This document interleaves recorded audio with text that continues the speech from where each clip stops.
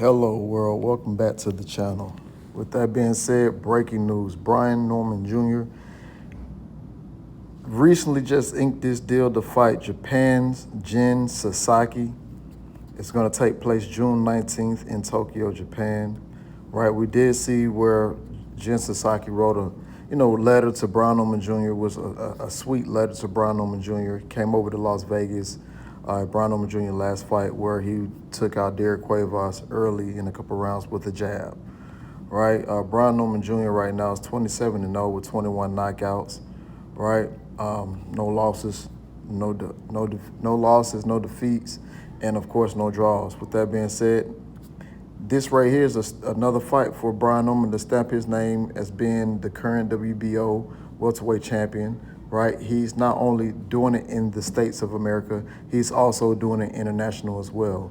Right, I know many people will say, well, he didn't even give a chance for the fight for Boots to even happen. Well, if you've been paying attention, Eddie Hearn had basically told you guys what was happening next. Jerome Boots Ennis himself told you what was happening next. But now you get Brian Norman Jr. going abroad, taking his talents internationally, and he's going to fight in Japan, Tokyo against Jin Sasaki. Now, with that being said, Jin Sasaki, actually is a great fighter as well, right? He is young. I think he's only 23 years old. Not only is he 23 years old, he's standing about 5'8", just maybe a little bit short statured than Brian Norman Jr., who stands 5'9". Now, Jin Sasaki has 19 wins, one loss, one by knockout, and of course, in a draw. Right, he has 17 KOs, but his last couple fights, you can tell that Jin Sasaki been on a tear.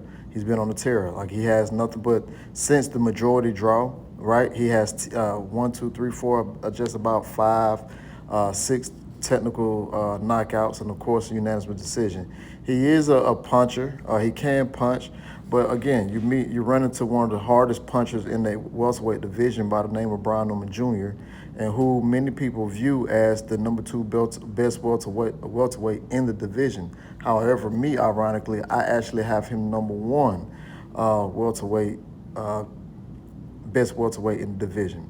With that being said, I know many people will say, well, this is a good fight, or some people will say, well, he ducked Boots. No, well, if you actually been listening to what Eddie Hearn and Jerome Boots has been saying, they kind of been telling you what they're going to do next, right? Eddie said he wants to go back to Philly, but he also moved the fight for Stantionis. He moved that fight for him, and Boots took a pay cut. But Brian Norman Jr. in Japan, with Brian Norman Jr., like I said before, you can kind of tell where Eddie and Jerron was going next anyway. A deal still haven't been offered nor talked to with Bob, but they also mentioned that they was willing to go back to Philadelphia, which it makes sense for Eddie Hearn to go back to Philadelphia. But it also makes sense for Eddie and, Jerron to go back to Philly. As a businessman, I know that Eddie has been losing out compared from the first numbers that Jerron did in, Philly compared to Atlantic City. And then, of course, that number fell off, and now they're going back to Philly. But needless to say the less, I believe eventually these two guys will face off. Of course, Eddie will probably paint a new narrative now.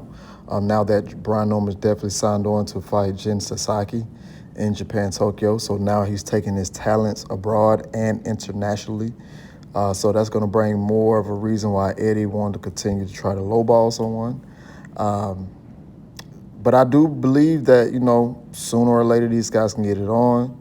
And I also believe that maybe Mario Barrios probably get it on, because now Barrios and Brian Norman will typically be on the same, wavelength, simply because Barrios is probably going to fight Manny Pacquiao in July.